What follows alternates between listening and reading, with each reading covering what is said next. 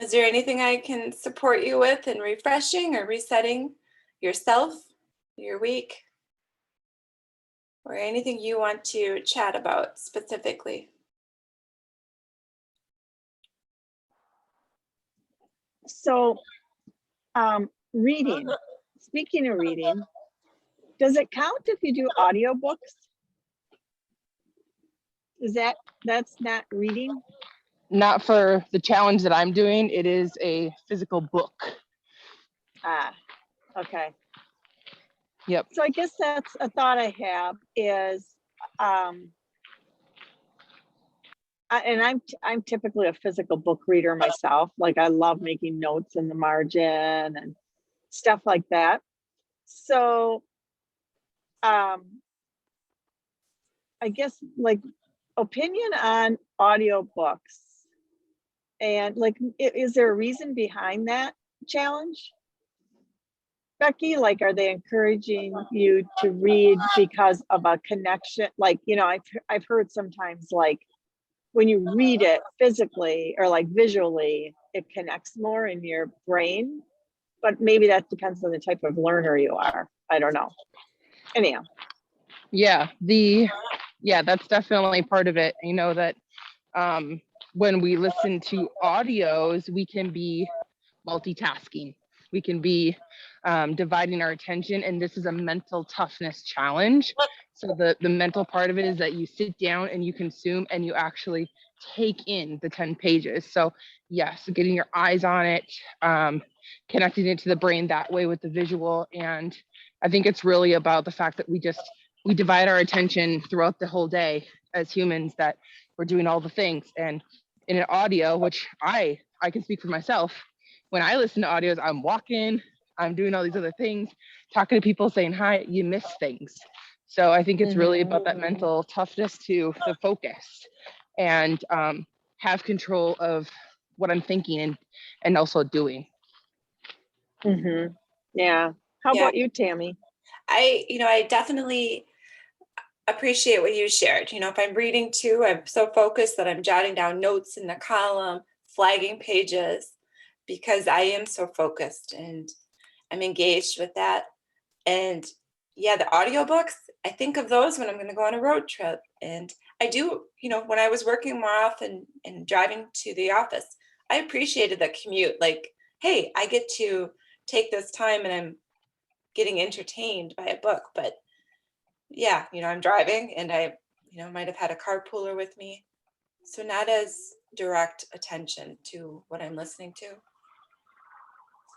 Yeah, I noticed when I was listening to my audiobook this morning, and it's just I'm doing the Think and Grow Rich 10 minutes a day thing. And actually every time I've listened to the chapter, I've listened to it like the chapter 3 times because my mind wanders and then I get different things. So I end up listening for 30 minutes a day instead of just sitting down and focusing on it. So I'm going to try tonight, I think, to like sit down and like write as they're talking, take notes and stuff like that. See if that helps. But anyhow, I was just curious, and I typically get more out of it when I'm reading and highlighting. Yeah. Yeah. I agree with that. And I think that there's definitely a place for the audiobooks. I love audiobooks. I'm podcast, audiobooks, all of that. But I definitely take more when I actually also take notes, even when I'm listening to the audio. So I love the idea of putting something good in your mind whenever you can, whether it's audio or visually, like reading it. But yeah. Yeah. And there definitely is something about that, right? Like, I mean, we know that even our unconscious words are working behind the scenes. So it's hearing the words, even if they don't resonate in the moment, is a lot of times, equally valuable, especially if it's good words, if it's positive words. Yeah, for sure. No, that was a great question. All right, we are over the 10 minutes here. So ladies, I will let you head off enjoy those 40 minutes, and I'll see you at the top of the hour. See you soon.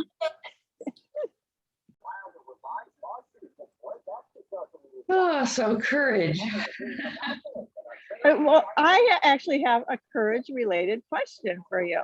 Great. Yeah, because I see your courage every day showing up after having, explored a full-time career as a teacher, right? And now working on this partnership with Kelly and running your own business. And, like I'm probably like 5 years from retirement. And I keep thinking, oh, that'll be fun, but I want to keep working, right? Like I want to keep doing this because I love it. So I'm curious, like, what level of courage did it take for you to lean into this? Or like, was it a natural evolution for you? I'm just really curious about, what you and Kelly have created. And yeah. Yeah. Well, I think probably some of the steps that I took to where I am today didn't really take a lot of courage. They were based in fear. And and really not knowing what to do, but knowing that I had to do something different. And so when I retired 5 years early from my position, which I never thought I would be unsatisfied or unhappy with, because I'd wanted to be a teacher from the time I was 5 years old. And I stayed on that trajectory my entire career, school career, college career, everything. I mean, I started teaching when I was 20 years old, and I just never wanted to do anything else. But after 30 some years of doing it, it had lost its charm. It had lost everything for me. It was a chore for me to get up and go to work, and I wasn't doing my best work, which was making me feel, incompetent. And so I just quit. I retired. Mm-hmm. Not a good financial decision at all. And yeah, so and then that kind of just forced me into knowing that I had to make a living, because the financial decision of retiring early left me with not enough income really to do what I wanted to do. So a lot of things, and again, I don't know that it was courageous. It was more out of fear. But when I found Fearless Living, that just resonated with me, and I started to really look at things in a way of seeing possibilities rather than being afraid of, not being able to have enough money to live, which never ever happened. Which even today I still don't believe that, But then I have to just give credit to God that He takes care of me, and I've never gone hungry or without everything I need, but still I don't make enough money to live on, but somehow it always comes. And so it was the coaching and the Fearless Living tenets, the strategies and understandings about loving myself and having the courage to step out in freedom rather than fear, faith rather than doubt, that that brought me to where I am today, in terms of really working with Kelly in a way that provides me with a great amount of satisfaction and some financial security. So, and I just kind of have the courage, I think, at this point in my life to just go on faith. And even after 16 years of being okay from when I retired, that might be strong, but it still takes courage every day to move out. Like today, my intention was to practice moving forward with confidence and possibilities. I just don't see an end. I don't see an end to learning new things and doing new things and having fun, and I don't see that, and that gives me the courage to just keep going. And that I love that, because you moved from fear to possibilities, and you're enjoying life so much more with that happiness. And like, I love the whole, it's practice, right? It's a practice that just because we've been through a program doesn't mean we've got it all. And every day we're learning as we support others in their learning, and do our own necessary learning. So yeah. And if you think about it, that is courageous, to not give up on learning. That's courageous.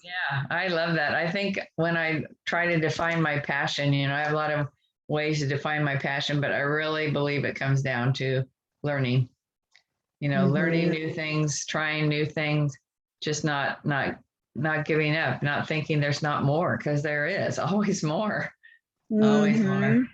Well, our time is up for today. Well, this is what I did. What? Wait. I cut this. I printed and cut this out because the name of the class was "You've Got a Friend in Me." Yeah. Toy Story, and so I put that on there and took my notes, and I love it. And I'll remember that because I took the effort to add a visual, because I know Becky talks about how she's visual. I'm extremely visual as well, so need to have that. So now I have several different little workshops, classes that I've taken are all in here. I love that. I love that you did the visual of Woody.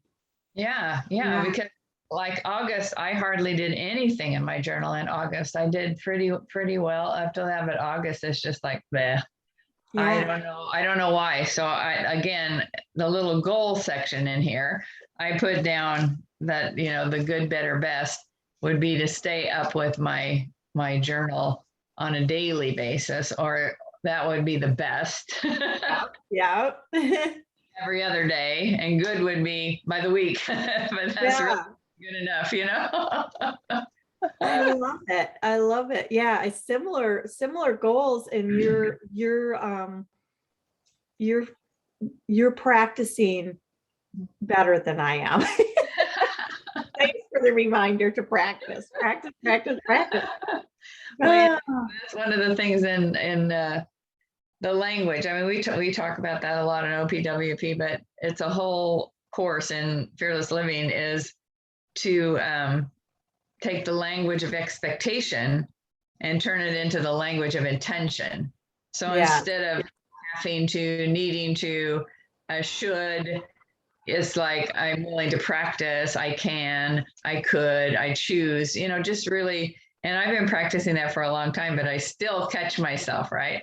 I need that. Well, I don't need to do that. I can choose to do that. Yes. And it gives you this visceral experience in your body when you change your language. And it does. Yeah. I think that was one of the first things I learned when I was going through my coaching program, was how expectations just put us into frustration, and intentions lead to, forward movement. So, oh my gosh, I love that, because this morning, now I wish I had my journal here to take my notes. So now I'm gonna have to write it someplace else. But just this morning, Tammy and I on our walk were talking about, that gap between our expectations and the reality. And now here, and we were talking about, when you're in that gap, that's when you should on yourself, could have, depression, loneliness, all those things start to creep in down in that valley. And we were talking about like adjusting and adapting. But now, as you say, intention, I'm like, yeah, it's about intention versus expectation. Yeah. And that gets you closer to reality. Well, and it just releases that pressure of where we tend to beat ourselves up, because it's in that valley that we beat ourselves up, and beating ourselves up is that's a self-destructive behavior, right?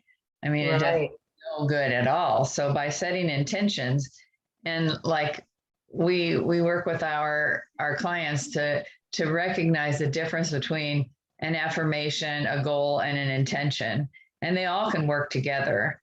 And, Yeah. you know, depending on how successful affirmations work for you. Now, they work really well for some people. Other people, you know, they just don't bring that abundance to them as well as a well-crafted intention followed by goals. Because if you set an intention and then have, like we do in OPWP, 3 must-dos to reach that intention. And again, must is not a good word. 3 to-dos that you can, you know,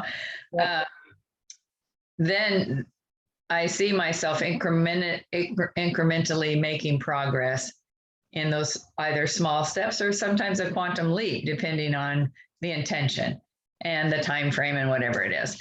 But yeah, I write a daily intention in my gratitude journal.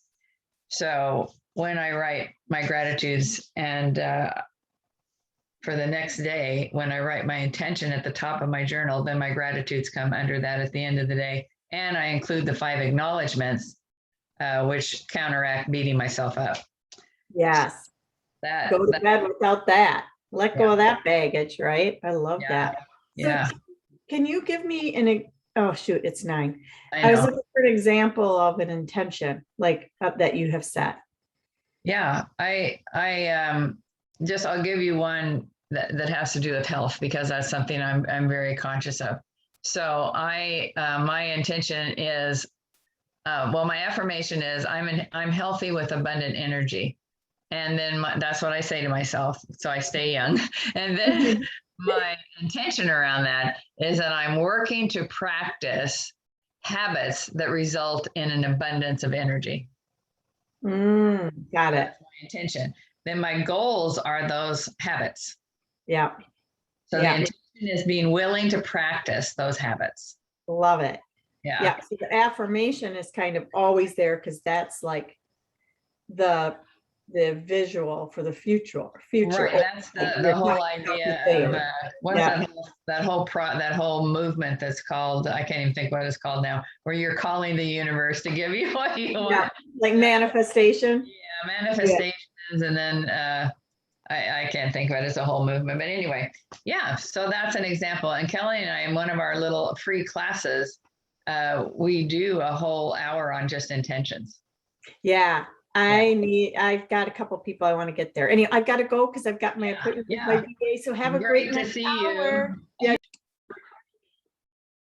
So I'm going to talk about courage and the courage to be aware of expectations and being able to change those expectations into intentions. So I'm going to share a little bit of that. Nancy and I were talking about that at the end of the last hour.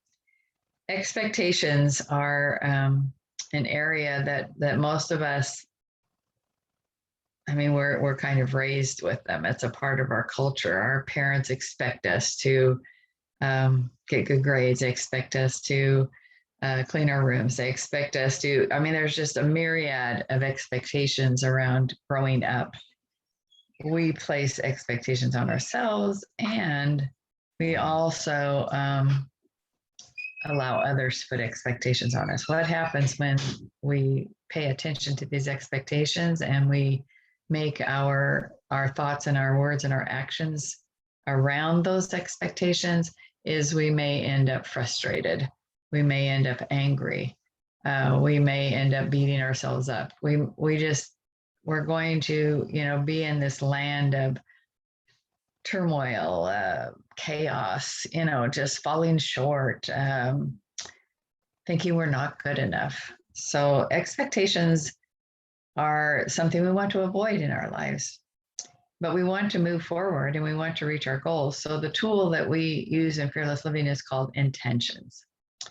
So intentions are a way of moving forward, a way of setting goals, a way of seeing the universe for us, and a way of incrementally moving forward. not out of fear of not reaching some expectation, but out of the freedom of stepping forward step by step towards an intention. So we talk about affirmations, intentions, and goals.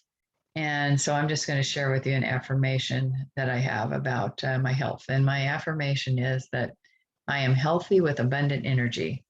I say that to myself when I get up in the morning. I look in the mirror, and I do that. So that's something that that I'm able to do in terms of that. So Susan, I'm in the middle of masterminding around intentions. So join right in. I first talked about how expectations set us up for failure, and how intentions set us up for incremental steps towards our goals. Yes. And so I was just getting ready to share an example. So I'll just do that real quick, and then we'll get back. So I was talking about affirmations can be part of that process. Affirmations work for some people, for some people they don't work. But I have an affirmation that I am healthy with abundant energy. So when I get up, I tell myself that, and I tell myself in the mirror that I am healthy and I have abundant energy. So I start the day out with that mindset. Yeah, and then my intention is that I'm willing to practice habits that result in an abundance of energy. So that's my intention, to practice habits that will result in energy. And so then my goals, which are the actual action steps I can take towards that intention, are that I will sleep 7 hours a day, that I will eat, well, at first it was eat no sugar, and then I changed it to eat less sugar because no sugar was not possible. So I changed it to less. I will walk every day. I'm not going to eat after 8 o'clock at night because that tends to give me indigestion. And the other one is, and this is my hardest one, is to take my supplements, especially the vitamins that I'm deficient in that can create a lack of energy. So those are my 5 goals under my intention that's supported by my affirmation. So that was my example to share about That's how amazing. that works. Yeah. So what can I celebrate with you this morning? Oh, I love that. I just had an amazing dream client call. And she did something so fun. She put a frame around the picture of happy faces. And so we both were just laughing and giggling, and so it just was awesome with that. And I love this step by step, because I mean, we can gain so much wisdom from you because you are living this. You know, you're 78 years young. We're talking about the courage to actually look at how the landscape of our lives has changed in terms of information in school. And Kelly was talking about her kids not feeling like school really is pertinent and useful in the scope of their lives. And so we were kind of talking about that and how things have changed from when I was a kid going through school. The only source of research we had was an encyclopedia. And so we had the World Book and we had Encyclopedia Britannica. We had both of those in our home. One was more rigorous than the other, and in terms of information. And that was how we found out things. We made reports, we did research, and it was obsolete already by the time it was printed and you got it in your hands. And today, my mom, Marvel, she'll ask me a question and all I do is Google it and tell her the answer. I mean, you know, really. With Google and the different search engines that we have today. Yeah. You may not need to go to high school. I don't know. I was just thinking of when I was in high school, because knowing that I was not a schoolgirl, like I was there for the friends and that's about it. And I remember my mom, so we had, I mean, you had the things that you had to take, but science was not one of them that you had to continue in, and math and, you know, all of that. And I am not a math or science girl. And so I remember my senior year, I had late arrival, I had early release, I had a teacher's assistant. I was a teacher's assistant for 1 hour. I had art class, I had choir and band and Spanish. Like those were my classes. And it was because my mom saw in me, she's like, no, you don't have to take science, like you don't have to go further in that when that's not who you are, so being able to know that yes, we need to do the things that we need to do, like getting through the different things, but then also honoring who we are to be able to say, okay, maybe the tech classes are more, so like the second they can not take, the normal stuff, like maybe going into what they're really good at so that then they enjoy school. Or like I know that I have some friends too who did online school, and it was self-motivated, but they did it as siblings, like they motivated each other in there. So maybe that's a thing too. Or because the pandemic, it messed up everything, like there are great things that have come from it, and there are really sucky things that have come from it, Yeah. No, they can't do online. That was proven through the pandemic. Got it. They went from AB students to Fs. So, yeah. yeah, and they're both really shy about asking for teacher support. And you have to advocate for yourself, and they won't do that. So that makes it a challenge for me as well. Right. Because then they're wanting me to advocate for them, but I don't really have all the information, and I don't know if what they're telling me is really true. That's more with my 13-year-old because she likes to exaggerate. But yeah, so it makes it a challenge. But it's 8:01. Yeah, it is. Well, this is something we could probably discuss for a long time, but it's been a pleasure to be with you all this morning. I don't think there's another class right after this one, so I'll stop the recording.